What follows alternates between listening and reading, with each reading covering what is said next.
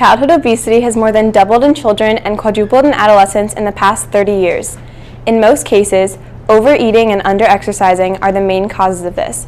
If children consume more calories than they are burning off, the result will be unnecessary weight gain.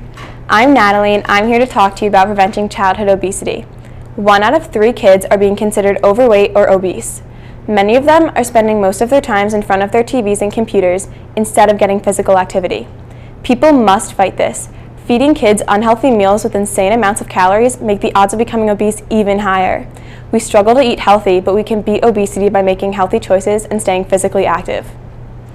What many people don't realize is that childhood obesity is a serious medical condition that affects children and adolescents. Becoming obese at a young age is sparking up many problems for them in the future. By learning to keep a healthy lifestyle when people are young, it gives these kids good habits for when they are older. When a child is obese, they are confronted by many problems. One problem is type 2 diabetes. Type 2 diabetes is a lifelong chronic disease that occurs when the body does not make enough insulin, which results in high blood sugar. Those who are overweight or obese and don't get a lot of exercise are at higher risk. This can cause heart attacks and stroke, as well as dehydration. Dehydration occurs when sugar builds up in the blood. Asthma is another complication that comes with childhood obesity. Several studies show that obese teenagers and children are twice as likely to have asthma as compared to children at a healthier body weight. There are studies that suggest that obesity causes asthma. Though people can fight it, there is no cure for it. Asthma lasts a lifetime. Two other complications of obesity are high blood pressure and high cholesterol. High cholesterol alone is a big risk factor for heart disease. If you have metabolic syndrome, one of the best ways to reduce disease risk is to bring down high LDL cholesterol. Metabolic syndrome refers to metabolism, or how the body uses energy. It is a collection of risk factors that greatly increase a person's risk of developing type 2 diabetes and heart disease.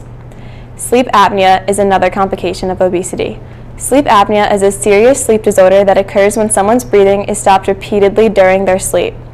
This means that the brain and the rest of the body may not get enough oxygen. Sleep apnea can affect anyone at any age, and you can be at more risk if you are overweight. Those are just 5 of the many risk factors that come along with being obese. Not only can these complications occur, but lives can be cut short because of all of the excess weight on children's bodies. Not only can many complications come with obesity, but someone's life could be shortened by years. Being obese can also increase your risk of getting diseases, one of those being cancer.